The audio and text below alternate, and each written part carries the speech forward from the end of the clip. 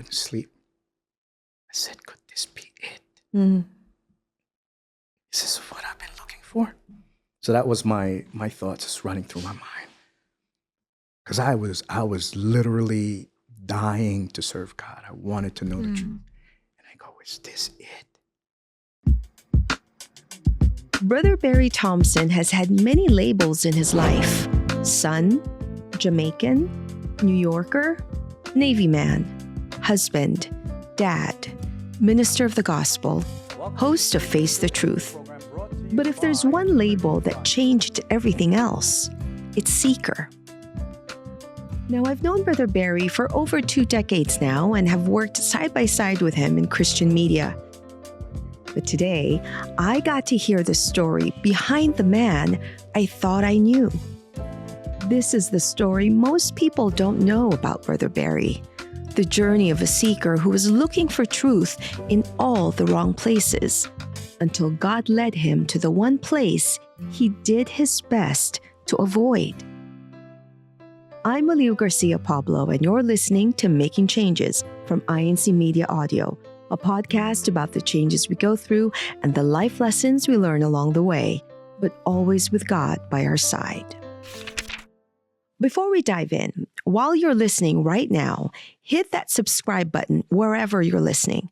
This is a 2-part episode, and you're not going to want to miss what happens next. Welcome to Making Changes, Brother Barry. How are you? I'm good. Thank you for having me. I'm kind of nervous. I'm kind of nervous. So am I.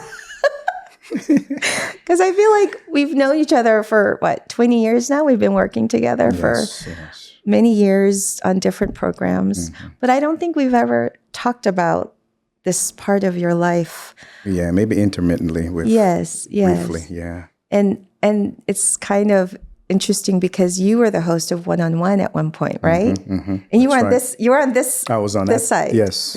And now you're in the hot seat. Mm-hmm. It's very hot.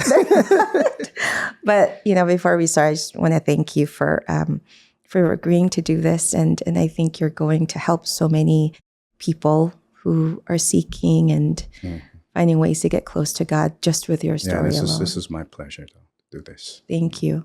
So we're going to start off. I mentioned that we worked together on so many different programs before, and you and I had so many conversations about the media of the church, and Face the Truth is one of the programs to this day. So many seekers are finding the church through Face the Truth program. When you look back at how the media of the church has evolved from when you first, joined the church or started in the ministry, what do you think about where God has taken us in all of this? Well, it's amazing. However, I'm not extremely surprised because we're talking about God's work. And a lot of these things I believe, because if you think about it, the church reemerged at a time that there were new instruments of technology, especially in communication, right? From 1914 and the years prior to that, and then after that, radio, and eventually some time later, television, and then now we have, of course, the internet. And then we have social media. So at the same time that the church reemerged, you have these new instruments of communication. So I believe that for certain that it's God's will. And the media plays such a key role because it can reach places that we may not be able to reach on foot, especially as quickly. Right? And it reaches, especially now, you have people who have cell phones, even in some of the most poorest countries and areas of the world. If people barely have a home, but they have a cell phone. They have internet. Yes, and they have internet. So I believe that is the will of God. So the role of the media is extremely important in our time in the spread of the gospel. In your earlier days of being on television, on church programming, you actually got a phone call once, right? From someone who had watched you on The Message, was it? Or do you remember that Do you remember that phone call or just that moment of realizing that, wow, you didn't know this person, but they reached out to you, and the power of the reach of that in really creating awareness about the church? Yeah, well, those are very special. When you do this work, which I call the greatest work on earth, the most important, of course, because this is the work of salvation. And if you are an instrument in just gaining or getting one soul, one person to learn about the truth. So whether you do it by means of the media or you're preaching in one of the worship services or a Bible study and then someone is enlightened, you can't put any material value on that. That's what we do, and God is using you in spreading the gospel.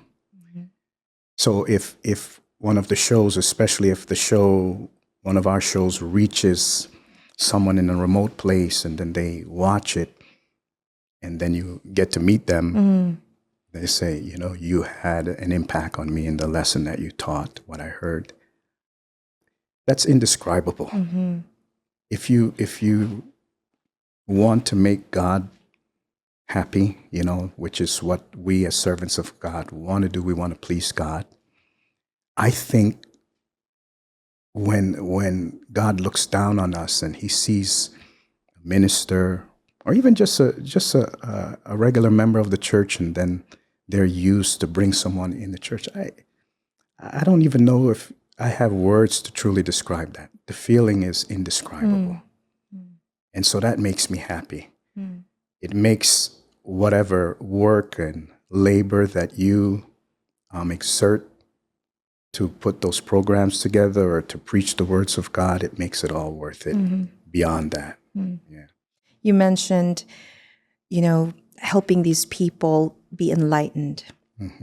When you do meet seekers, when you meet people, and you've been to different congregations, different districts, different states, different countries, do you see yourself in them a little bit from when you first started seeking? Absolutely. Which, if we get to talk about it, it's what God used to persuade me, if you want to call it that, persuade me to join the ministry.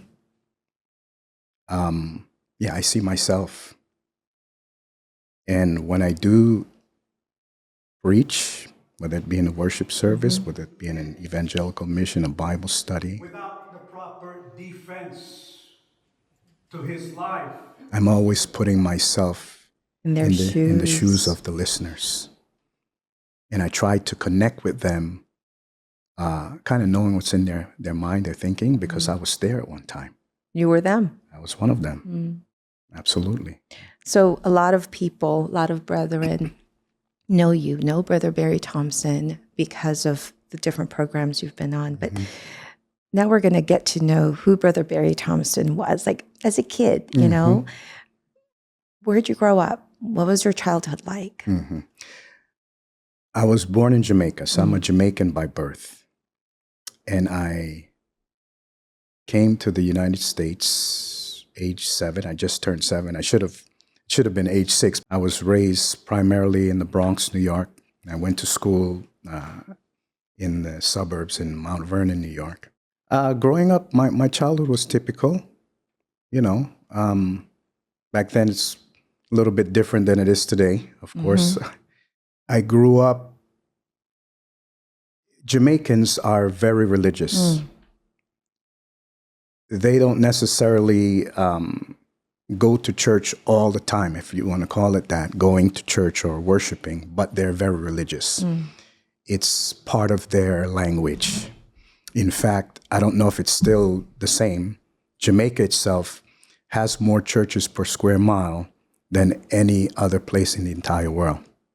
I didn't know that. That was a statistic. Because Jamaica isn't very big. It's not very big, very small island, but it has a lot of churches. Of different, you have different groups, Protestants and Catholic. Anyway, so religion was not something I didn't know about. It was something that I knew about. However, growing up in New York, my childhood wasn't filled with it, meaning to say I didn't go to any particular church initially. But then there came a time that my mom, because I was raised by my stepmother, it's a long story. I was raised by my stepmother. She introduced me to a couple, a religious couple. They also were Jamaican, but they were living. This is in New York. This is in New York. This is in New York. They were a religious couple, and they went to a non-denominational church. So I want to say I was probably maybe 10, 11, 12. And they started to take me with them to church. I think my mom just wanted to make sure that I'm level-headed. You went to any kind of church, and stay out of trouble. Stay out of trouble. Before this time, though, did your stepmom, your dad, your parents, did they give you any concept of God and who God is? No, we never talked about it. They just talked about it, but not directly to me. So God is part of the conversation, right? Did you pray at home? Did you? No, none of that. None of those things. So, like I said, in Jamaica, people are very religious, but it's more intertwined into the lifestyle. It's just a mention. Like you say prayer before eating, right? And it's part of their conversation, like, praise God, God is this and God is that. It's just part of the lingo. It's like a casual thing, part of your life. So, but it wasn't like strictly adhered to. They didn't really practice regularly. I mean, they go to church. My dad went to his particular church. My stepmom went to hers. So they went to two different churches? Yeah. And it was not consistent. Sometimes they'd go, sometimes they wouldn't go. I'm kind of intertwining all the years. It's kind of mixed up a little bit. But at the time when eventually my mom and my dad separated, and I spent some time with my dad, and then I eventually spent time with my mom. I lived with her for a while. And that's the time that she introduced me to that couple. So I started going to church with them. It's a non-denominational church, all different kinds of ethnic groups, but really nice people. And the ones who, the minister there and his wife were traveling missionaries. And I really enjoyed it. It was something to do. I'd go, I think, once a week. And then I would also hang out with their older son, who was a teenager. I was still kind of young. He's a teenager, so it's like nice being with him. You had a friend, and yeah, you went to like conventions and I traveled with him. And then I probably still have that Bible. I got my first Bible, and I learned like some of the basic Bible stories, mostly Bible stories. So they had what they call their children's, we call it children's worship service. I guess you could call it the same thing. So I learned the basic Bible stories, and that stayed with me. I went through that, and then my mom and dad are separated. So I lived with my mom for a while, and then I went to live with my dad again. And there was a church that he was going to.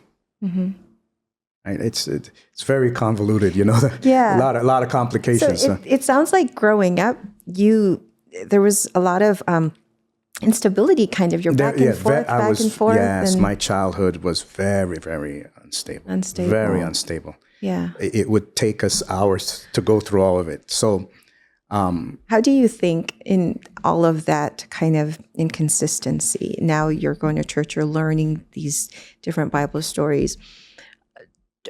Were you conscious of, like, now were you beginning to form any kind of belief system when it came to God, when it came to spirituality, like, because of the instability in your home? Did that make you kind of, like, the whole church thing and religious thing kind of, this is kind of funny. So what I'm about to tell you is kind of funny. So when I was in high school, my dad had remarried. I was living with him again. And believe it or not, religion became an outlet. Wow. It was part of my rebellious time. So I'll tell you how. For some reason, I gravitated to very loud preachers. And at home, as part of my rebellious attitude against some of the things I didn't like at the time, I would turn on the radio, and the preacher, you know, the more he screamed, The louder you. the more I made. gravitated to. I was so happy, like, Wow. it doesn't seem like my personality. Yeah. But it was like an outlet for me. Well, And, outlet in what way? I don't know why. But Was it you can't yell back at your parents, but you're going to have this preacher guy? And my dad, I remember he would tell me, "Can you turn that down?" And I would literally say, "Dad, why are you persecuting me?" You're using that as a way to. I was basically kind of rebelling. Yes. Using religion as a rebellious That's point. an interesting way of I know. rebellion. Yeah, though. yeah. Most teenagers don't rebel No, like that. I know. So, we went back and forth a little on that. And I'd listen to preachers. And I was going to a particular church where the rest of my friends, my group, was actually going to that church as well. So your circle of friends, they were churchgoers. They were churchgoers. So instead of mingling with the bad kids on you were actually going with I was actually churchgoers. going to a church. Wow. In the Bronx. But going back to the loud preachers, right? What was it about? Like when you think back, what is it that wasn't about attracted what you they to were it? saying. It wasn't about what they were saying. It was they were so emphatic, you know? The passion. The passion. I said, well, these guys are good. You know, I didn't know any better. Eventually, there came a time, I can't remember if it was during that period of time or shortly after that, maybe when I got in the military, but I remember actually doing some research. And I was trying to find out if this book is legit, the Bible. Right. While you're in the military, were you reading the Bible consistently? No. So I believe perhaps before I joined the military, maybe during that stage where I was with my dad and listening to these preachers, I was probably reading something as well. I just remember researching about the Bible and some of the things mentioned in the Bible, like comparing it to archaeological finds. There was a book I read a long time ago that the purpose of the book was to prove that many of the things that were mentioned in the Bible have legitimacy, meaning you can find archaeological evidence. Actually, the book, part of the title of the book was Evidence that demands a verdict. And so you've always been a bookworm. You've always loved reading. Yeah, that's another part of my life. That's one of the things that I actually love to do. The library was my escape. I loved that. You could put me in a library from the time it opens in the morning, even if it opened at 8 until it closes, and the passage of time would mean nothing to me. Because you're just devouring. I would just read everything I could get my hands on. And I think I found the book one time while I was at the library, that particular book. And I was like, wow, this is different, you know? These guys, whoever they were proving that the Bible is not just a book made up of a bunch of stories. It's legitimate. The things that were mentioned, although it's written so long ago, these places are real. So I said, I believe that the Bible was really the Word of God, even back then. When you said libraries were your escape, and you loved reading. Was the Bible one of the books that you were reading a lot? I read different books about the Bible. I had learned a lot about the Bible itself from that church that I went to with my mom's friends. So I learned a lot about the basic beliefs of the Bible. I didn't have any hard beliefs at that time. I just believed in God. You did believe in God? Yeah, I did. I had a strong belief already in God. So when I joined the military, my belief in God was already solid. So I believe that God exists. As to who God was and all the other things, didn't know much. But my belief that God exists was solid. Why do you think that book, that evidence book that you mentioned, why do you think you were so drawn to it? Like if you already believe, most people, I believe God exists, the Bible, because I believe God exists, therefore I believe everything that the Bible is saying, right? But why do you think that that particular book that you mentioned made you even more curious? Were there questions that you had deep down that you were trying to answer? Very simple. We can't see God, right? We cannot see God. So how do we know that he's even there? Do you think you had your own doubts? That even though you believed in God, do you think you had your own questions about God as well? You know, at that particular time, I believed that there is a God. Well, rationally speaking, I said to myself, and based on some of the things that were presented in that book and other books too, I'm sure I read other ones, but that one in particular, that, you know, you can't just have this universe existing as it is, right? And it just suddenly appeared By itself. You know, by itself. Poof, That's ridiculous. So looking at it from a rational standpoint, I believed that there was a God. And then reading that book supported my belief. And so that was already in me, you know, deeply in me. Now, as far as what this book actually means and all the different things and the verses and the books and the things like that, I don't know how they all come together, but I believe that God's words are here. In the military, that stayed with me. Now, the military, if we're going to go to that, even before you ask me the question, in the military, as far as seeking religion initially, no. I joined the military at age 17. And I actually turned 18 while I was in basic training in boot camp. And it was just about fun. Escaping. I got in the military and I wanted to escape New York. I wanted to get out of New York and I wanted to kind of see the world. And by the way, my older brother had already joined the Navy previous to me entering the military. So my older brother was kind of like my hero. I looked up to him. He's 9 years older than me. And I looked up to him greatly. And I noticed what a great change the military made on him. And it was shocking to me. And I was like, what is this military thing? What is this Navy thing? I saw him being so disciplined. I kind of wanted that. Why do you think you wanted that? I don't know. Why did the discipline attract you? I don't know. It's kind of strange. Usually at that age, people don't want that. No, you want freedom. I really don't know why. That's so strange. I'm kind of strange. Yeah, I don't know why I wanted that, but it attracted me. Do you think because, like you had mentioned, your childhood was so chaotic, unstable, but you wanted, so all of a sudden you want structure? Perhaps.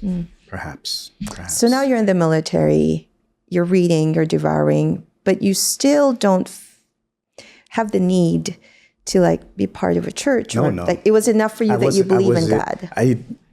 Religion was not part of my life for the majority of my time in the military. And you didn't feel a need I for didn't it feel, to be.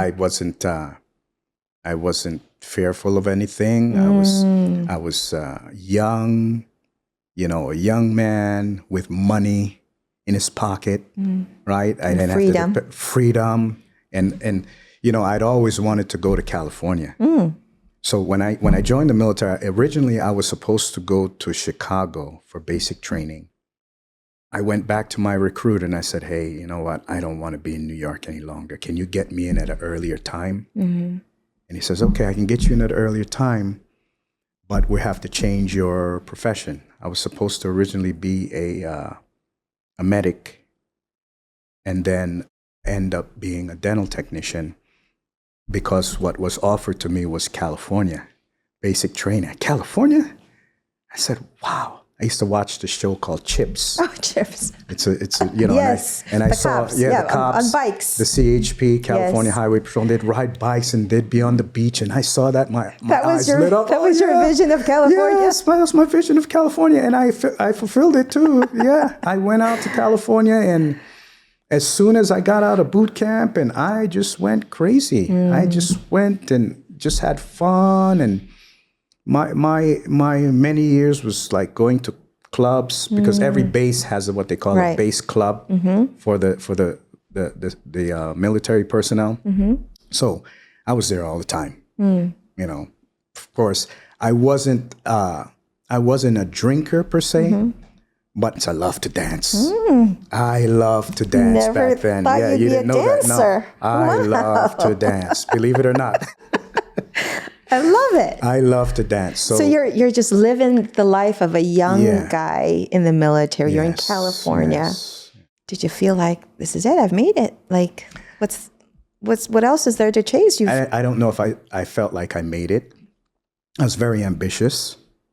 So I rose in rank quickly. I was very ambitious, always seeking to excel, in my military career. And I planned to stay in the military for a long time. But then through a series of things that happened, at a young age, man, this is, my life was still chaotic. There was still chaos.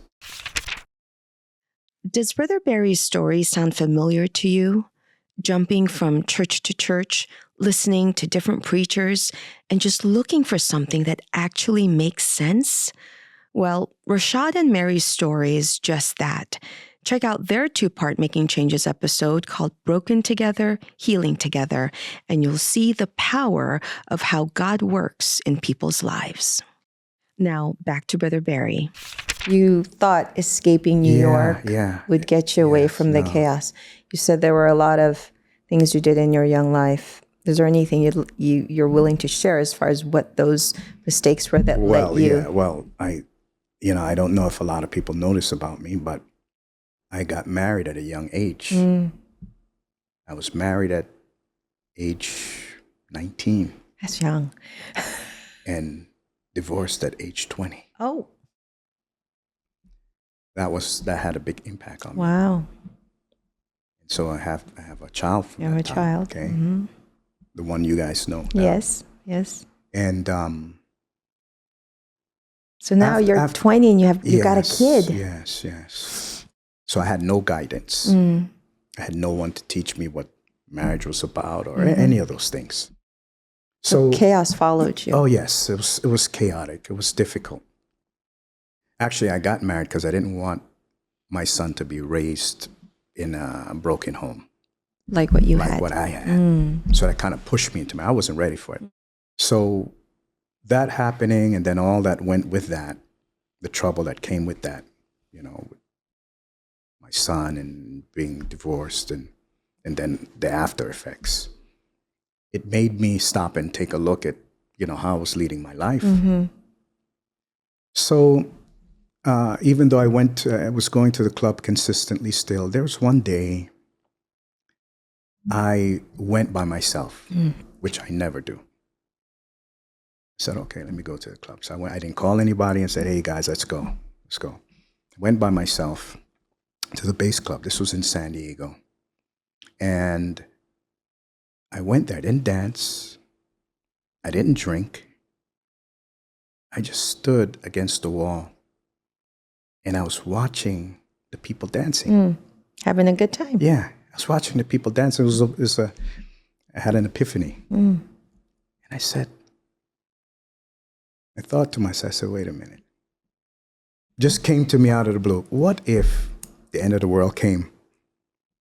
What if Judgment Day, because I already believed in that. Judgment Day, the end of the world. I believed in those things already because I'd heard those teachings. I said, if this happened right now and I was found in this place, I'm not going to be saved. Really, that's what happened. If Christ came and I'm in a club. Yes. That was literally what happened. It was just an instantaneous thing. It was no guilt leading up to that day, like guilty of not serving God. None of that. It was just at that moment. What made you think about Judgment Day, though? Like, you're in a club? I don't know. It just came to me. So if Christ came today, I don't think I'm going to be saved in this place. I was just watching people. Normally, I'm dancing. Yeah. But not that moment. I was just, wait a minute. What did that feel like, though? Like that thought, like I'm sure It scared me. It scared me. So that was the last time I ever went to a club.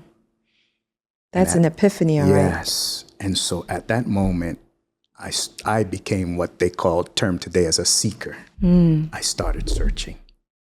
Okay, so at that moment, I started reading my Bible again. Wow.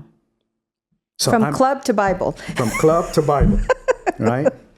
So Okay. I'm reading now. Okay, I gotta find out more about God. I literally got scared. It's like I'm looking now at the world and life from a different viewpoint. Right. I'm looking at, if you want to say, from God's viewpoint. Right. Hey, I'm looking down at all of you guys doing all these crazy things, and even you, me, you're doing these crazy things. You're not living right. You're not serving me. All of a sudden, you got holy fear because you said before you just believed in God and all of that, but all of a sudden you got holy fear in like what could happen. Yes. Yeah, it just came suddenly. It never bothered me before. Oh. But at that moment, it bothered me. And I said to myself, all right, I got to find out what God wants. So I started reading my Bible again. Unfortunately, the more I read, the more confused I got. I said, I don't get all these things. What's the gist? Do you remember at that time, so you start reading your Bible, where did you start? Because that's 66 books, right? Like, where do you... I jumped around, and then I tried to read perhaps from Genesis, reading it like a regular book. And it's just so much to ingest. Right. So I think that's perhaps what happened was it was so much to ingest, I wanted somebody to explain it to me. You needed help. Yeah, I needed help. Yeah. I needed guidance because I'm no expert on the Bible. But then I thought about it, I said, well, people are teaching different things. So I said, all right, let me start asking questions. So at that time, I would ask my friends at work, say, hey, you go to church? Oh. Yeah, this is exactly what I did. I'd ask my friends, hey, you go to church? What church do you go to? Can I go with you next time? And I'd literally go with them. So you were literally seeking. I was literally seeking. Okay, so I'm reading and then seeking, reading and seeking. Now, it just so happens that around that same time, right? Around that same time, within months or whatever, there was my leading, what you call leading petio. So he's a rank above me, and he runs the whole department I work in. So I have a separate department from him, but my department's under his. So he's the one I answer to. He's like your supervisor. So, yeah, he's my supervisor. So his name is Brother Rene, Malabat. So I know now, he was just converted to the church maybe a year before me, but he was very, very, he did a lot of missionary works. So he was inviting everybody. One day, before he even invited me, I went down by his office. Okay. He was in his office, and it's him and then another coworker of ours. They were both having a discussion about religion. So of course, I'm seeking. So I said, "Oh, let me listen to this. Let me listen in. Let's see what they're talking about." So, the one coworker was talking about saying certain things, and I guess he claimed that. I remember him mentioning that he's like a preacher, like a lay preacher, and he was able to get his certificate or whatever from a correspondence course, like a Bible school like a Bible school. So, and then Brother Rene was talking about he mentioned True Church, and then he mentioned Messenger. It's like, what in the world? But I didn't express any feelings towards either one. I just stood off in the back and just listened to the both of them. Just listening casually. Okay.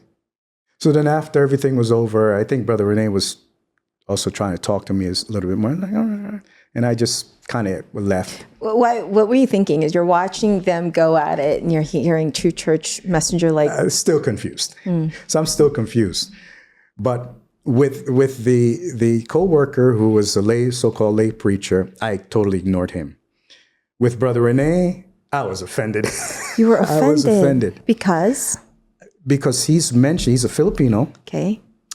And he mentioned about the true church reemerging in the Philippines Imagine, so one true church and a messenger who's Filipino.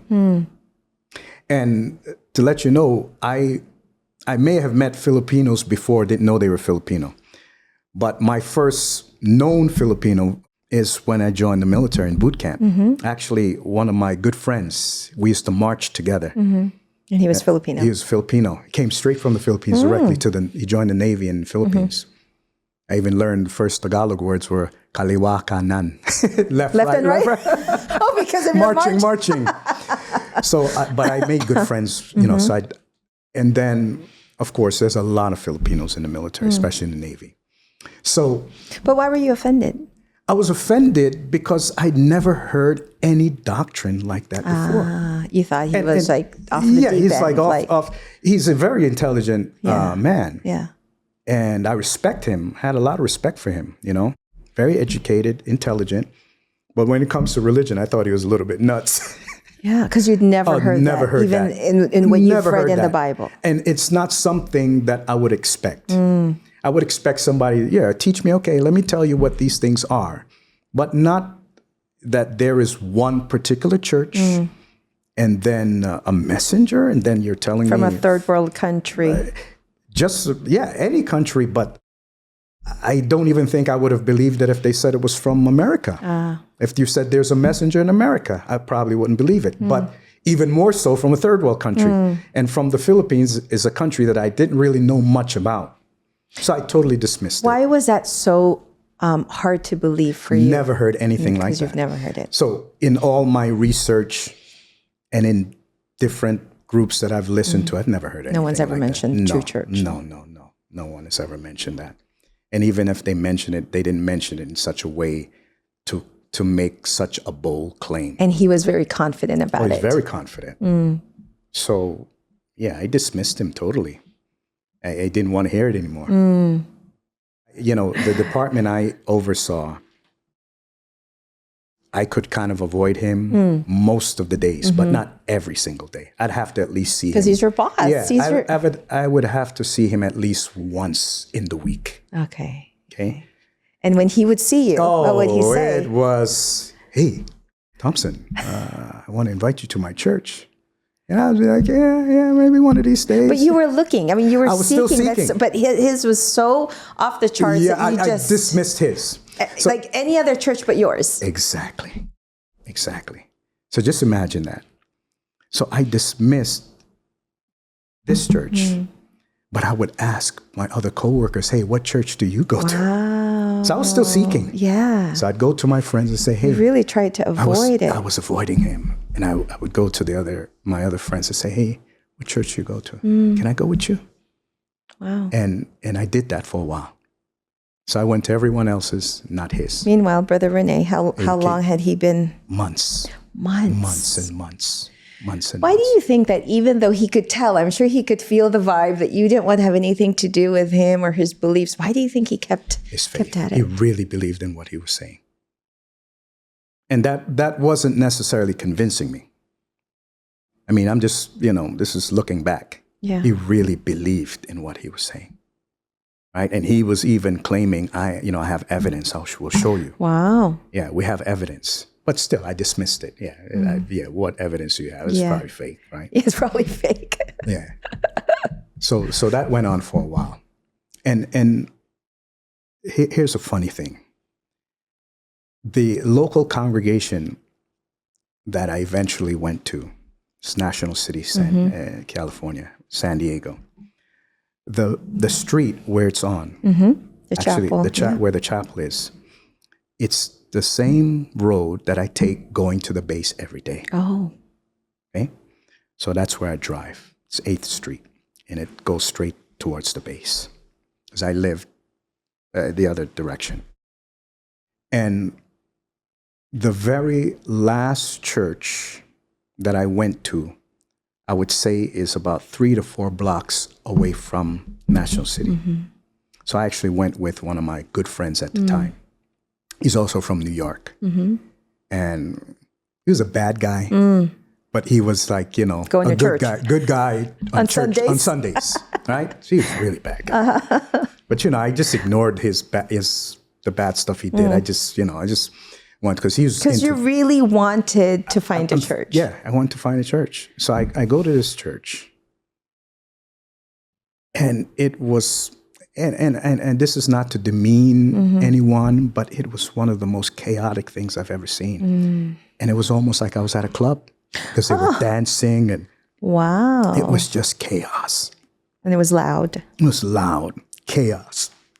We were literally dancing. And I remember the preacher was a woman. She said, okay, I want everybody to stop. I want you to turn around and hug each other. And then my friend, he's a tall guy, who's like 6'4". And he goes like this. And I go, I'm not hugging you. I don't even believe anything you're telling me. I'm not hugging you. You're not real, right? That was the last church I went to. So now you ran away from that church. I ran away from that. And I stopped. I said, what is this? Because I'd been to few. Aside from that church that was like a club, what were your other observances with the other churches you'd been to? Well, there's no substance. It's What do you think you were looking for? I wanted someone to go to the Bible and tell me what is all of this? What is it that God help you wants? Understand. Yeah. Yeah. What is it that God wants? Because You were looking for guidance. looking for guidance. Actually, I wanted to serve God. I don't know where it came from, but I really believed that, the world was not going to last. I believed that God exists and that this world is going to come to an end. I really believe that. How I came to that, I can't tell you exactly, but it was already in my heart. And also with the chaos of my life, I really want to serve God. I figured he was the answer. He would make my life complete. I mean, you're serving the Creator. Yes. So at that point, I said to myself, there's one of two things. This was my thinking. Either he doesn't exist, or if he does exist, he's got to have something he wants me to know. Like, there's got to be some like a universal You were way. in two extremes. To the point, you were in two Yes, extremes. To the yes. point, like, since there's nothing one or I'm the other. finding, he must not exist, or Yeah. there's something else I still gotta. Yes, he wants me to because do. all the churches are all teaching all kinds of different things. They're using the same book, Yeah. but their teachings are conflicting. Confused you even more. I'm even more confused. Yeah. So like, so I guess I was praying, right? Or just talking, out just like I'm talking to you, but just talking.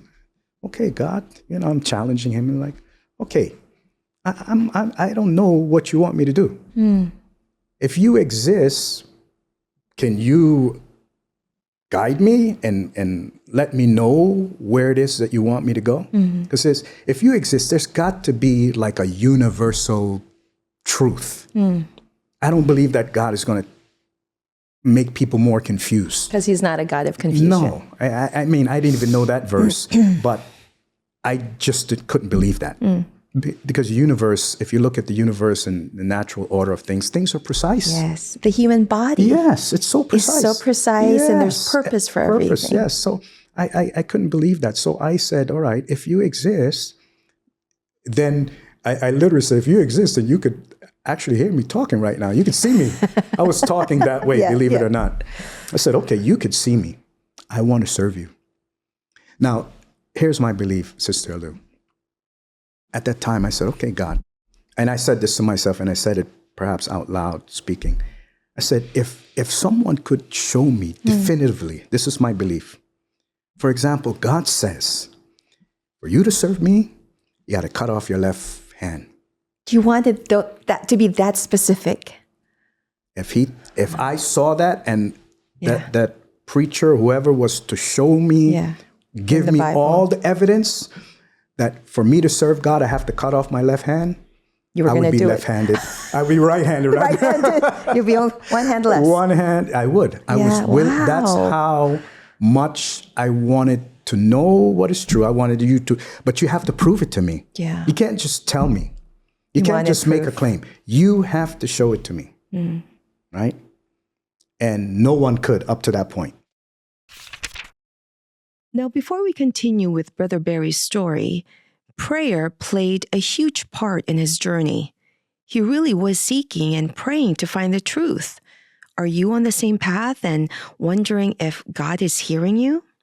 Listen to the God's Message podcast and find out if all prayers are answered by God. Listen on incmedia.org or anywhere you get your podcasts. Now, back to Brother Barry. How many churches had you gone to, do you think, by this time? Maybe 5 or 6. And you just didn't want to waste your time anymore. Yeah, I was, I was already sad at the time and just reluctant. I felt it was a waste of time. I wasn't finding anything. Yeah. I'm not getting anywhere. So then, Brother Rene was still there. He was like a fly. He was just pestering me Just every kept time swarming around and I you. just, where we worked, we had a lot of corridors, so you can go down one, and so I'd see him, and I go, wait, oh man, he's gonna try to invite me to that church again, the True Church Messenger. And here's the thing, here's another add to it, to add more to the story. So at that time, I had roommates. One of my roommates was a Filipino, and he was actually attending the Bible studies with Brother Rene. Oh. I didn't know that. I thought they were going to a club because Brother Rene would come and pick him up like once or twice a week, a couple times in a week. So you thought Brother Rene was just like your other buddy who would go to church, but was like I didn't really know. I mean, I really didn't know. I mean, I truly believed he believed in what he was teaching. I didn't really judge him, but I just assumed that they were hanging out together because I didn't know that. At a club. I thought they were going out, hanging out at the club, together. And so, one of the things I failed to mention, while Brother Rene was inviting me, it bothered me. What bothered you? The teaching that the messenger and the one true church, it bothered me. It was on my mind every single day. It was there. It was like, it was annoying me. Wow. I was like, I can't be, because I was offended. You're offended, but you were curious at the same time? I wasn't curious. I was just offended. It bothered you. It bothered me. And I would actually talk to my close friends. I had a close friend because I was also a bodybuilder at the time. I was really into bodybuilding. And my close friend, he was a religious guy, so I went to his church, but I didn't go back. But we talked about this. And I'd say, can you believe Rene Malabat? He said his church is true church. My friend go, yeah, he's crazy. Wow. And then, so there was a day that we had a bunch of guys over at the house. Just like a boys get together. Right. We were all just there hanging out. And maybe about 5 or 6 of us we had. And then we got to talking about religion. The subject of religion came up. And then, and I brought up, I said, hey, can you Rene Malabat? He says his church is a true church. I was like, man, he's crazy. And everybody, yeah, that's kind of crazy, man. Can't believe he was, as what they say today, Brother Barry, he was living in your head rent free. Yes, he was. He was. Even though you're avoiding him. Yes. And so our other coworker, he was a Bible student. Right. So he chimed in. He said, oh, no, you got to come and listen. They have some proofs to it. You got to come and listen. Wow. He's actually a quiet guy, but he talked up. He said, hey, no, you got to come listen. They have some things that they really show you from the Bible. But still, I wasn't convinced. That wasn't enough to intrigue you. No, that wasn't enough. I was dead set against going to the Church of Christ, Iglesia in Cristo. So you're probably wondering, well, what eventually got you? Yes. I got tired of running. And I said, all right, this guy, Brother Rene, is going to he's going to keep on inviting me. And I'm not going to be able to shake him. The only way I'm going to be able to stop him is if I go and prove what he's saying is wrong. But as long as I didn't go, it gives him a reason to continue to invite me. It doesn't give me a reason to refuse. It gives him a reason to keep continue inviting and keep pestering you. So you thought, let me just go one time and prove it wrong. And you were so confident. Yeah, I was confident. You know why? It was about the thief on the cross. So we had a discussion with my good friend, the bodybuilder. because he was a Christian. And we talked about that in one of our drives going to the gym. I go, yeah, what about that thief on the cross, right? He's not in the Church of Christ. He didn't join the Church of Christ. And Christ said he's going to be in heaven. He's going to be saved. So that was my argument. So that was already in my mind, probably for some time. So that argument about thief on the cross proved that you don't have, there's no true church. You don't have to you don't have to be in that one particular church. Because he wasn't. True church. Yeah, he wasn't. So I was armed with that. So I gave in to Brother Rene's invitation eventually, just so that he can stop pestering me, so I can go and prove it wrong. I'd go to their Bible study or whatever, and I'd ask the question, and I would then leave and never have to go back. And I would just say to him after that, hey, I went to your church. It's not for me, right? So I go to the Bible study. I guess I can mention who was the ministers, Brother Joe Ventilacion. Just so happens to be him. You know, a minister who's well-versed in the doctrines, Bible. very deep, even one of the church debaters for a while. So I attended my Bible study, and the first thing I noticed was the use of the Bible.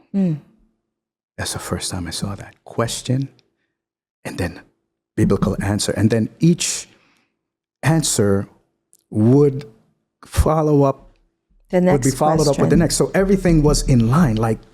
It's cohesive. Yeah, it's cohesive. It's like, what is this? You know, usually in other churches, they barely open the Bible. Right.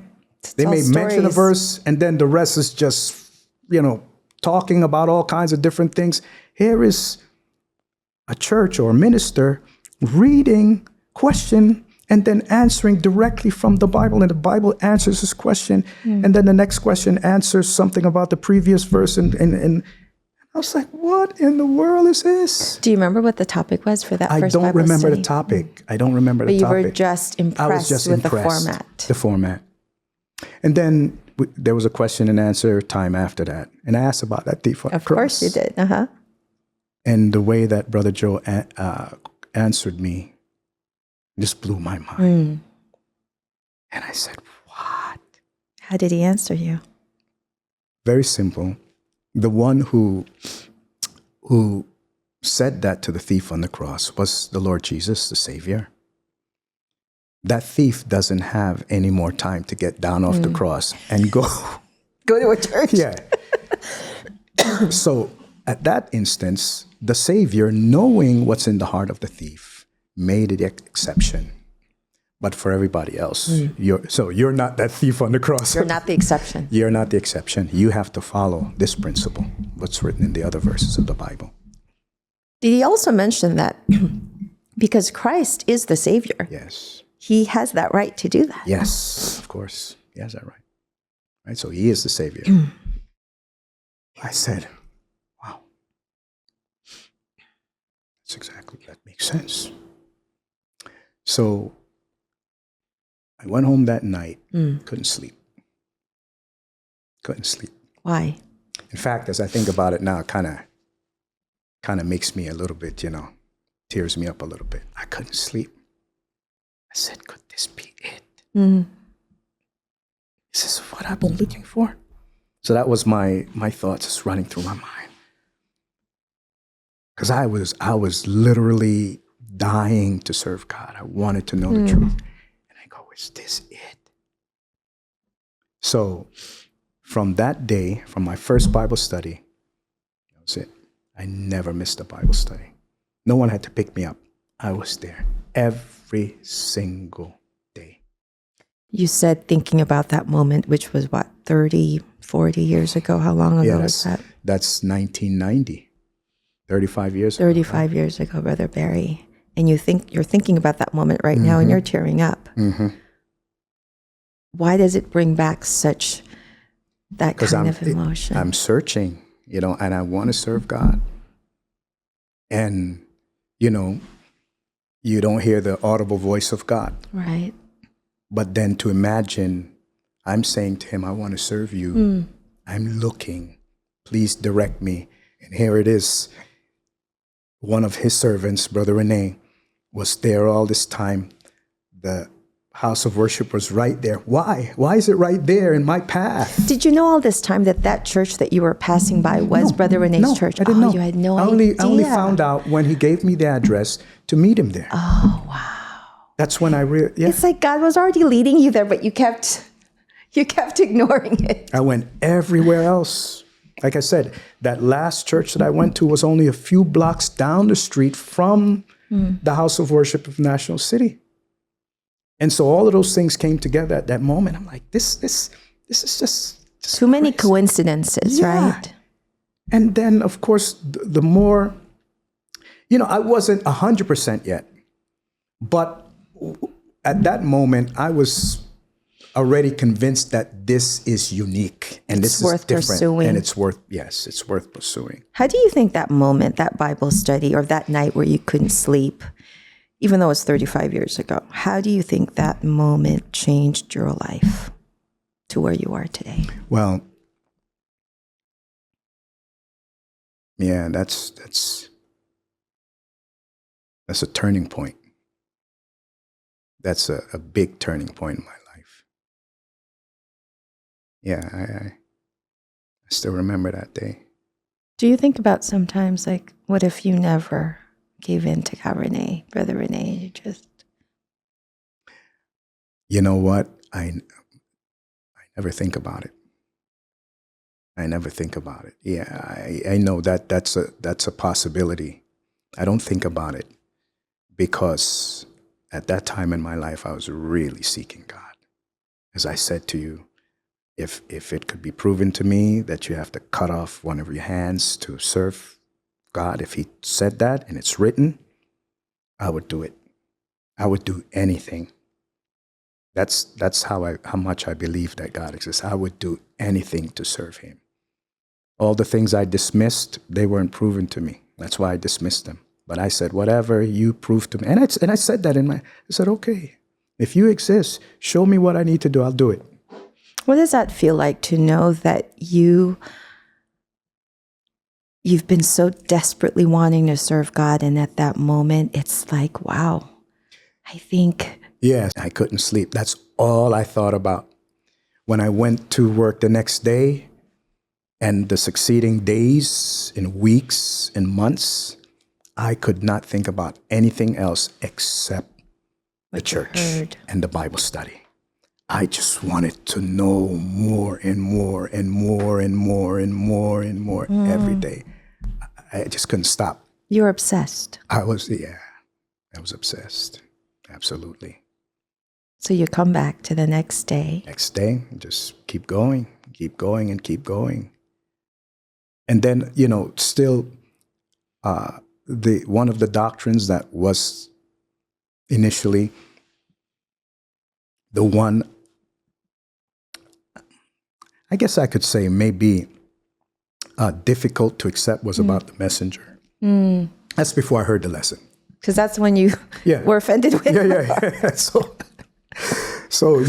but the way that the Bible study lessons are put in order, each lesson, right? So you have the first lesson about the Bible, and each lesson after that just builds upon what you previously learned. So the way that it's structured, my questions were just being answered.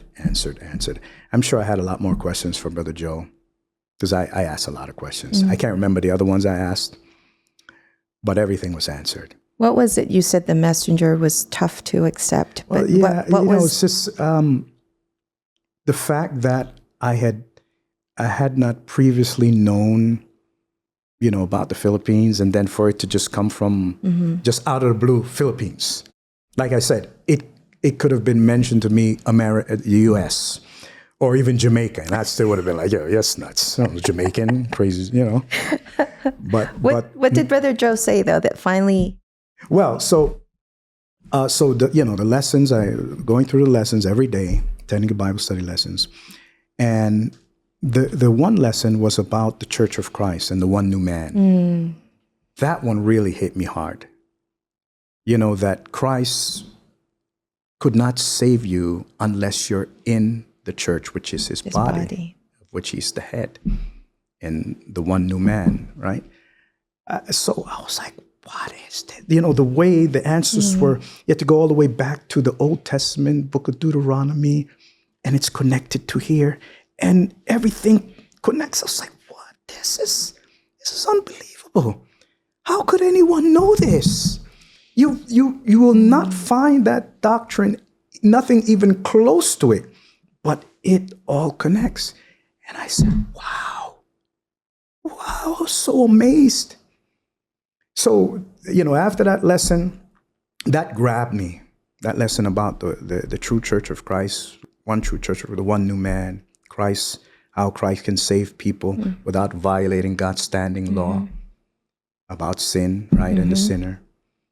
And then, so of course, my eyes are even more open in the history of the church, why we have so many churches today. And then by the time you get to the messenger, it's like nobody else knows all these things. And then the lesson about the messenger, I was like, he is the messenger. There's no way, there's absolutely no way he can find all those things on his own unless God was guiding him. There's no way. Look at all of the so-called theologians who study the Bible for their entire life. And they still teach different things. Right. They don't agree, right? They don't know these things that the Church of Christ knows because of the messenger. And there's no way. He's a man that doesn't have a high degree of education, right? Simple man. How could he find those things? He would have messed up someplace along the line. There would have been so many contradictions, and there's none.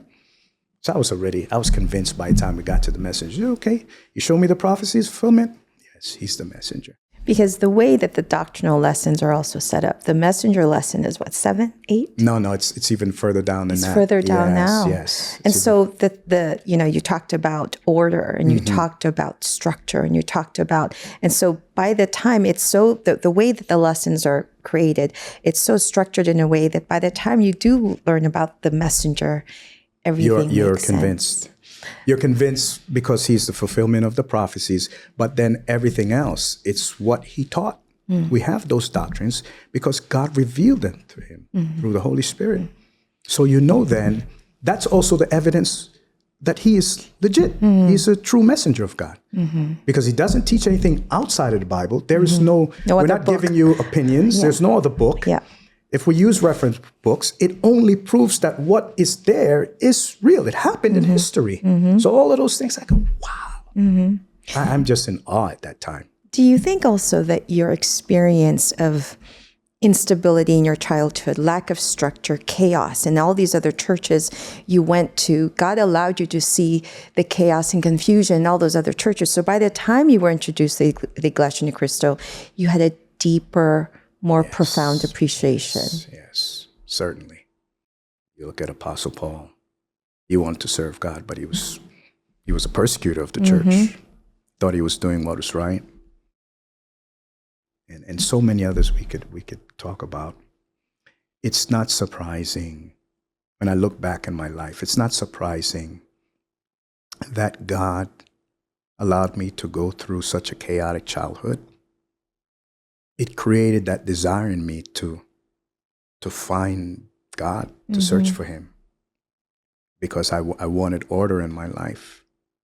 And when I did find and believe that he exists, I wanted to serve him, right? Because I saw that the world was headed in the wrong direction, because I'd seen what happened to my personal life. And then I look at the rest of the people. And I see, for example, you see the people at the club and they're dancing and drinking for what? What do you get in the end? You die, and what's going to happen to you? Or judgment day comes. So that's my thinking. And I said, I can't. I want to serve the creator of this universe, and I want to get order in my life from this complex series of things that has happened to me, in the past. And I found that when I embraced the true teachings in the Church of Christ.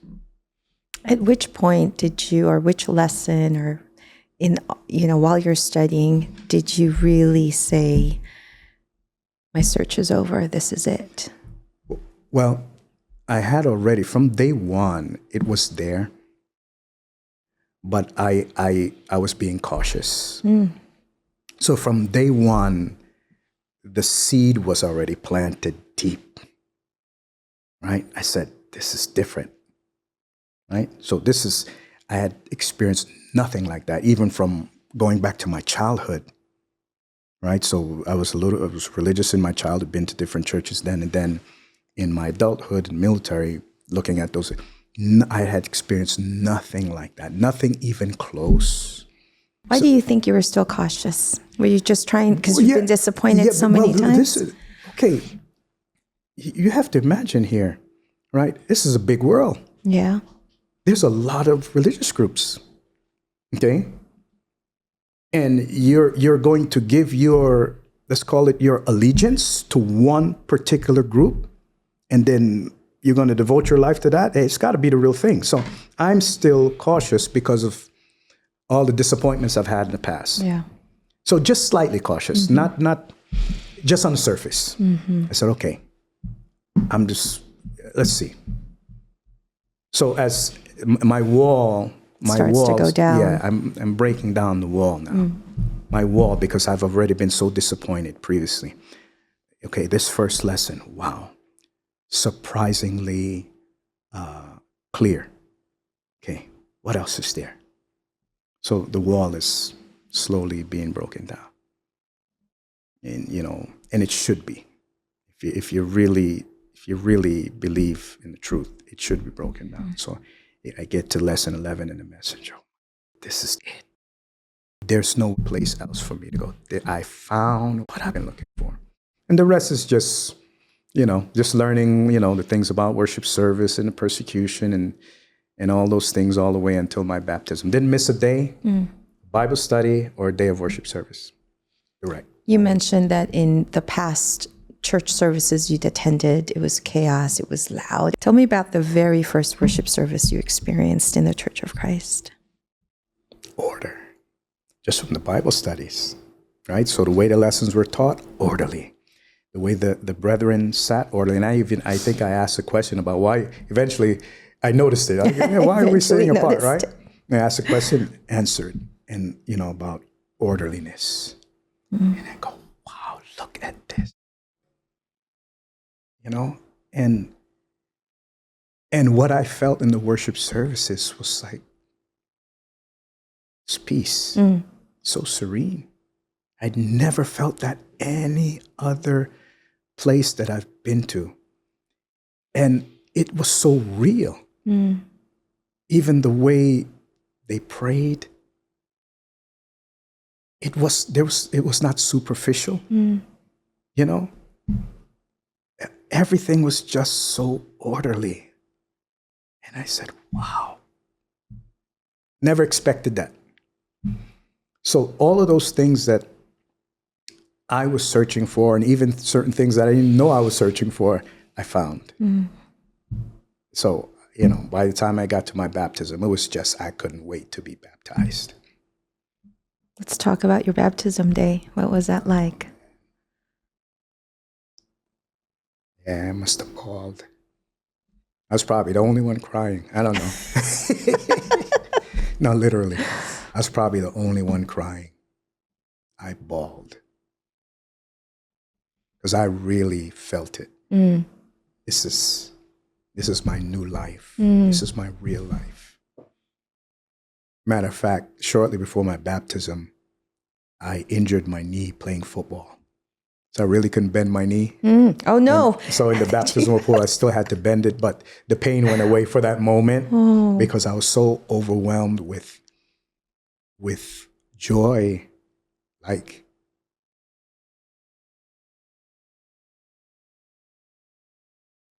so it's like God grabbed me.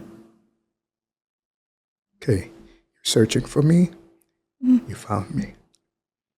See, this belongs to me. This group of people belongs to me. This is my church. I caused this to exist, and now you're one of mine. Right? You're searching for a true God. Here I am. That's the feeling, and it's a special feeling. Right? That you are now a child of God, the realest moment, the realest thing. Everything else is, I'll call it a big delusion. The rest of life, the way people live, is a big delusion. And we know who's behind that. The world is blinded by the god of this world, the devil, Satan. And now you're pulled from that. And then you have light. You know, you have answers. You know why things are the way they are. You know why there's chaos, why the world is not orderly, right? What happened? You know the history behind it, and why we are the way we are today. Explains everything in your life, right? Even the things that you did wrong, right, in the past. So that was a very special moment for me, my baptism. So everything came together. Your baptism was over 30 years ago, but it still brings tears to your eyes. Why is that? Yeah, it's that moment. My life changed. It really the church had an effect on me from the first day that I attended the Bible study. But then, of course, your baptism is now you're in the true church. You know that worry I had at the club. That should judgment day come now, I will not be saved. That worry was gone because now I'm in the true church. So if it does come, You're ready. I'm ready. So and then just being able to know that you're serving the true God, and even though you can't hear him speak to you in an audible voice, right? Or it's nothing physical, this is spiritual, right? He speaks to you by means of his holy words. And to know that these are his words, you can be guided by him, you have direction, you're not just going through life, you don't know where you're going. Oh, man, that's just, you can't put a price on that. You said earlier that your baptism day was like God pulling you in and saying, "You're mine." For someone who, as a kid, as a little boy growing up, you were tossed around between different parents, but now the Father, the Almighty Father, says, "Barry Thompson, you're my son." To finally have that stability and if someone saying you're his, what was that like? It's deep. The feeling is very, very deep. You can't, I can only use the words at time indescribable for me. Yeah, it's like I finally found it after my long search, right?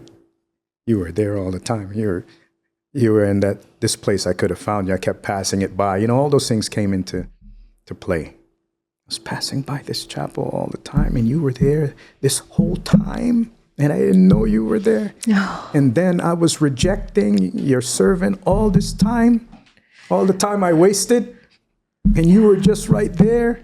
So all those things came into my thinking, but I was thankful. All right. Yeah, I was refusing, but you didn't give up on me because you knew my heart. You knew I wanted to serve you. And then, you know, it's like, because, you know, what we know is the material world. Right. I can see you, you can see me. We can touch things, our senses. But God is beyond that. We can't physically touch him. And so this is a whole different realm of life. You know what I mean? That's mind-blowing. And so to imagine that here I am, I was talking in the air, talking in the air, saying, "Hey, God, if you're there, show me." And here he just did his thing. And all of a sudden I find it, and it just happens to be there in my route to the base. And Brother Rene and all of these things. When you think about those details, Brother Barry, the chapel being right there on your way every day to work, Brother Rene, of all the supervisors you could have gotten on base, you get this guy who's a member of the church who you tried to avoid for months, right? There's a verse in the Bible that says, come close to God and he'll come close to you. Yeah. what would you tell people about what God says, that if you're really, seeking, you shall find? seek. How true is that from what you've experienced? 100%. It's something that I've thought about, even when dealing with people who come to listen to our doctrines. Mm-hmm. So it's not necessarily simple, but here's the fact of the matter. When you seek God, you literally have to be like what I was telling you about my experience. That I was willing to cut your left arm. I was willing to do whatever, as long as you can prove it to me. If God said to do it, he has a reason. Okay? So if he says it, he has a reason. And if that reason is proven to me, I'll do it. That is the kind of, so we have people who are seekers. Well, you have to be willing to serve God and obey whatever he tells you to do. There's no way around it. So if you're half-hearted, no. It's all or nothing. All in. Yeah, it's all or nothing. You have to have that belief that, okay, there is an almighty creator. He made you. He knows everything that is good for you. He determines what you do. He determines your purpose in life, not you. You're not the one determining your purpose in life because you didn't make yourself. It's God. So are you willing to totally submit yourself to his will?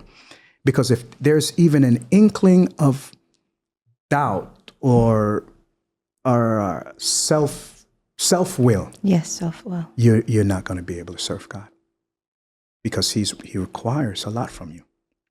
It's worth it, though. Why is it worth it? You said it's worth it. You get to be with him forever. You get to be with him forever. And if we want to put it this way, God doesn't want people to be with him forever if they don't want to be with him. That's a good point. Can you say that one more time? Such a good point. God doesn't want people to be with him forever if they don't want to be with him. That's what it takes. You have to desire with all your heart to be with God. You want to be with him. No one's going to get to heaven half-hearted. Yeah. Right? Road is narrow. Or with doubt. Or, I believe in God, but, I'm right now, I just want to do these things for myself or whatever. No. It's all or nothing. Our space in heaven has to be earned. It's not a freebie. No. You have to prove. That's why our life here on earth is a testing ground. Yeah.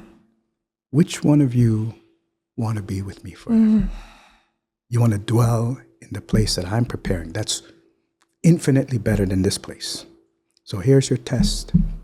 You get through life. So God gives us enough evidence, enough things for us to look at life and look for him. He gives us enough. Yeah. Okay? And he also gives us enough evidence to know that this church is a true church. There's overwhelming evidence, but he's not going to give you everything, right?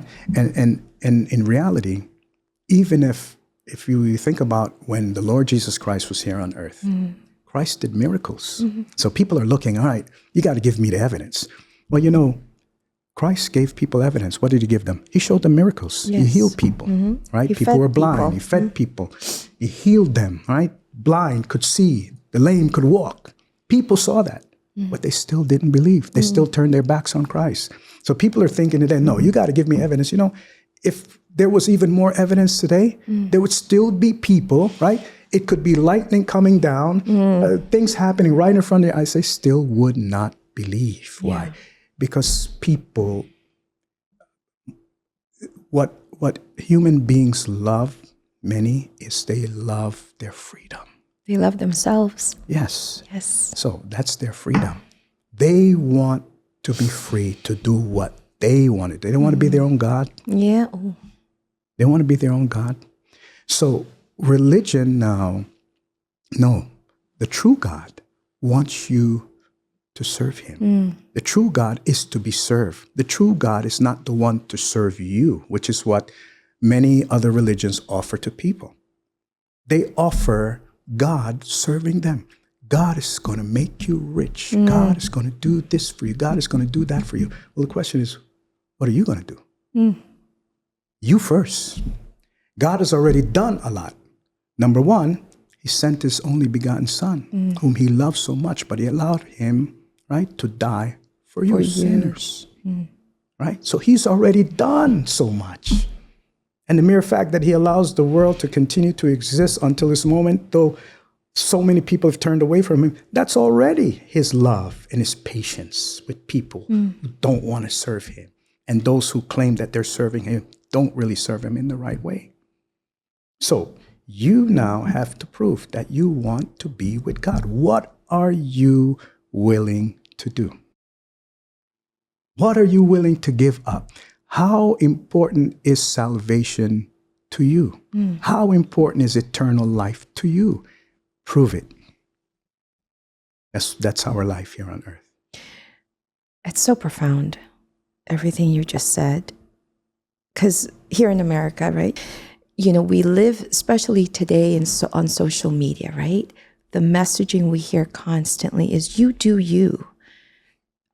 You do you, self-love, self-care, do what's right for you, freedom of choice, my body, my choice, right?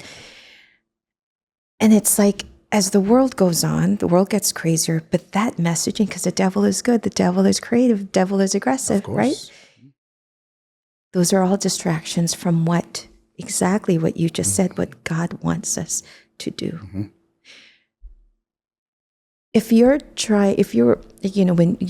When you meet seekers, you meet guests who are like, that's tough for me. That's tough for me to give up. What do you say to people who say, yes, I want salvation, but that's a tough sacrifice for me to make? Well, following God's will is there's no other way. Like I said, it's either you are all in. Yeah? You're all in. People think that they're the ones that can make themselves happy. Okay, so let's put that to the test. Is the world a happier place? Is the world a more orderly place? People are able to do a lot of things that they want to do. So let's look at the results of man's choice. Is life better? Not saying we don't have more conveniences. We have a lot of conveniences, a lot of technology that makes life more convenient, but it doesn't make life easier. People are still stressed out. People are still having to take drugs to find an escape from their problems. If you look at every problem of man and look at the root cause of every single problem that man has, you name it, there's a doctrine. There's a teaching of God that is violated. That's the root cause. So we can look at the results. Now, here's the thing. We cannot force this on people. And when I have a Bible student or someone who says that they're seeking, I will literally tell them, I don't know what's in your heart. It's between you and God. But what I can tell you is, if you are truly searching, right? If you're truly searching, God knows. It's easy for him. Because I went through it. Yeah. It's easy for him. I don't care where you are in this entire world. Yeah. If you truly want to serve him and you're willing to do whatever it takes to serve him, to obey him, to follow his will, he'll guide you. He'll lead you there. There's no way he's going to leave you out. He knows everything. He sees everything. He knows your heart. You're living proof of that. Yes. And I don't know your heart, right? But what I do know is that if you are truly searching for him, right, you will find him in this church. If you don't enter this church, even though you say that you want to serve God or whatever, then there's something wrong. There's a reason. And the reason is not God, the reason is you. I won't say that initially, but It's you. Look in the mirror. It may get to that point, depending on where we are in that person's journey, right? But when I speak to people, I speak to them heart to heart. I don't just throw the doctrines at them. It is so important, the message that we're giving you. That's why if you used to attend my Bible studies, it's not a quick thing. My thing is I want to make sure that they understand what we're teaching. Because when I tell the ministers too, our duty is to make sure the message is clear. Our duty is not to convert the people. That's between them and God. Our duty is to make the message clear. Like if somebody says, all right, okay, so Brother Barry, you mean to say, based on that lesson you taught, there's only one true church, right? And these are your evidences, and this is your evidence for this and your evidence for that and everything.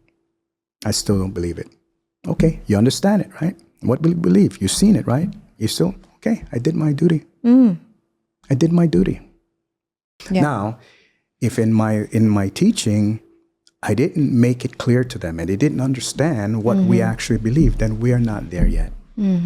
Right? But once I've done that, there's nothing else I can do. I cannot, God will not force us. He gives us choices, right? He will not force us to serve him. He wants us to serve him out of love. And now we prove our love for him by being obedient to his commands, right? Now, God will not force us to serve him. He gives us the choice to choose to love him or not, but we don't get to choose the results of our choices. We don't get to choose the results of our choices. Yes. Right? So whatever choice you make, right? So you made the choice to serve him, then God has the corresponding blessing. But you didn't make that blessing. He did. Yeah. The same thing. If you choose not to serve him, it's a choice. Yes. Right? But you don't get to choose to still have the blessing, even though you choose not to serve. You follow? You can't have both things. You can't have it. So you don't get to choose the results of your choices, but you do get to make the choice. Free will. Yes. So, Brother Barry, how did you get from the one sitting on that side, listening to the doctrines, to now the other side explaining the doctrines? How did you get from point A to point B in that journey? Yeah. So I get baptized, and I got baptized in 1990. My service contract was ending in the end of 1991. So I was in San Diego. I had one or two choices because I'd been serving in the military, in the Navy, on land for 7 years. So my term is coming up. It's either I get out or I re-enlist for another term. So when that came up, I was thinking, oh man, they might send me overseas someplace or on a ship, and I won't get to worship. Now so your priorities are different. So now because when I joined the Navy, I was happy. I had planned to stay in the military and retire. I had no plans to do anything else when it comes to my profession, except be a military man. But when the church came in my life, my whole life changed. So at the end of that term, I just got out of the blue.